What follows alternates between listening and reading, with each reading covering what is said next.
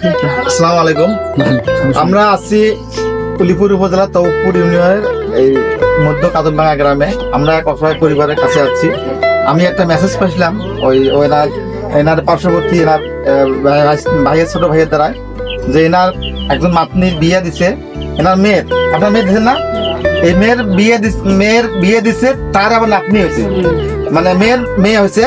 কিন্তু কারণ মানে অত্যন্ত দুঃখজনক ঘটনা, যেটা আসলে না শুনলে বুঝতে পারবেন না, যে ওনার ওই মেয়েটার বাবাটা আরেক জায়গায় বিয়ে করছে, মাটা আরেক জায়গায় বিয়ে হয়েছে।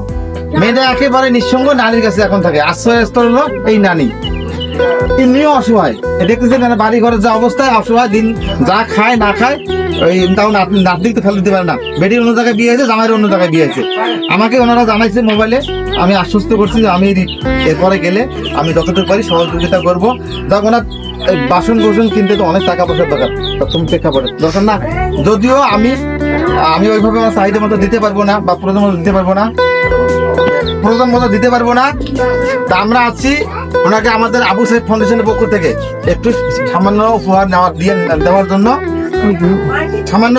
জন্য আমি 15,000 টাকা এনাকে দেওয়ার জন্য আসছি। এই 15,000 টাকা দিয়ে উনি ওনার নাতির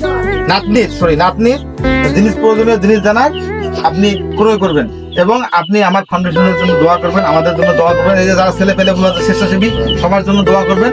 আমরা যেন আপনার মতো আরো অসহায়ের পাশে দাঁড়াইতে পারি, এবং এই জন্য সবার কাছে দোয়া প্রার্থী।